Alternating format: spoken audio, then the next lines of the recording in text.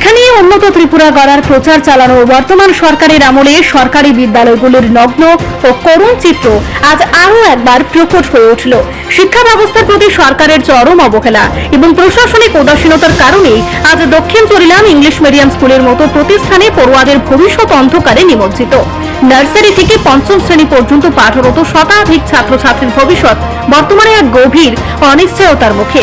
বিদ্যালয়ের প্রধান শিক্ষক সহ মাত্র 4 জন শিক্ষক শিক্ষিকা রয়েছেন, যার মধ্যে 2 জন আবার জনগণনার কাজে ব্যস্ত এবং একজন অসুস্থ।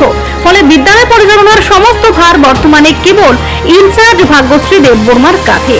একাকী একজন শিক্ষিকা দিয়ে এতগুলো শ্রেণীর পাঠদান কার্যত অসম্ভব হয়ে পড়েছে, যা সরকারের শিক্ষা ব্যবস্থার চরম দৈন্য দশাকেই ফুটিয়ে তোলে।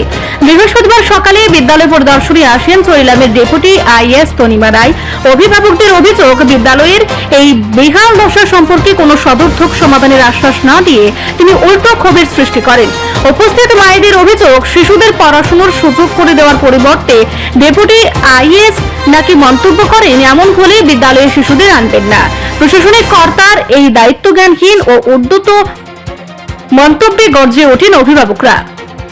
তাদের প্রশ্ন, সরকারি বিদ্যালয়ে শিশুদের শিক্ষা নিশ্চিত করা যেখানে প্রশাসনের কর্তব্য, সেখানে এহেন কথা বলার অধিকার তাকে কে দিয়েছে? সরকারের উদাসীনতা এবং আধিকারিকদের এই মানসিকতা তীব্র ক্ষোভের জন্ম দিয়েছে।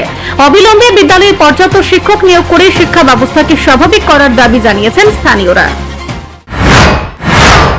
অভিযোগ করেছে আপনি নাকি কি বলেছেন অভিভাবকদের বাচ্চা না আনতে, স্কুলে তালা দিয়ে দিতে। না না না, গেটে কি আপনি বলে বলেছেন? বলেছেন দেখুন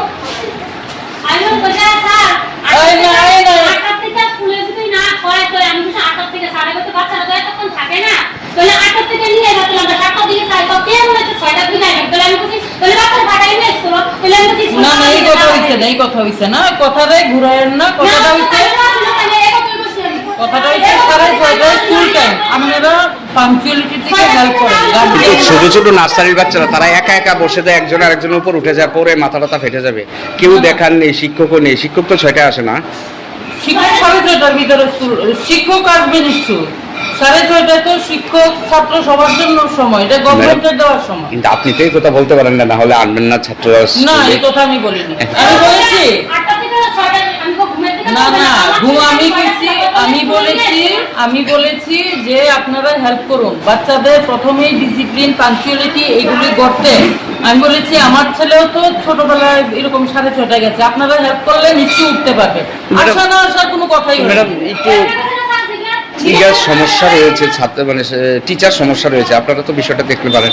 হ্যাঁ, এটা দেখা হচ্ছে অ্যাকচুয়ালি টিচার সমস্যার জন্যই একসঙ্গে হয়েছিল,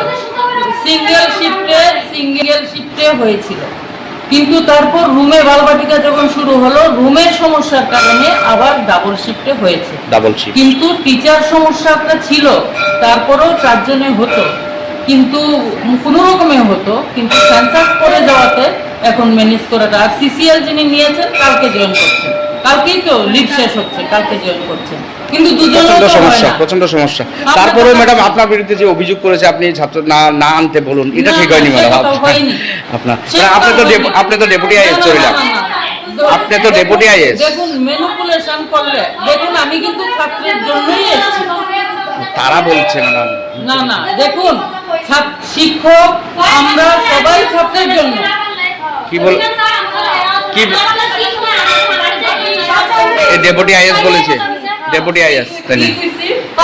6টার সময় নাম তো হলো দরকার না, তাহলে নাম তো হলো গেটে তালা দেন, স্কুলে দরকার নাই। সাংঘাতিক কথা কইছে সকাল 7:30টার সময় আইছে, দেখুন না আসার একটি কথা, ম্যানিপুলেশন করবেন না। আপনি কিন্তু একজন মা, আমরাও কিন্তু মায়ের বেলা। আমি কি একলা এরা ছিল না, এই কথা কইছি আমি না, কথা কইছি আমি না, এই কথা এখন এরকম বলে দেখেন, আপনিও জানেন আমি কি কইছি, আমিও জানি কি। আমরা কি একলা মানুষ উল্টো তো আপনি সত্যি কথা বলছেন। কুক ছিল ওকে জিজ্ঞেস করতে তখন আনতাম আমি অন্তত আপনার রিপোর্ট সংবাদ প্রতীক্ষা।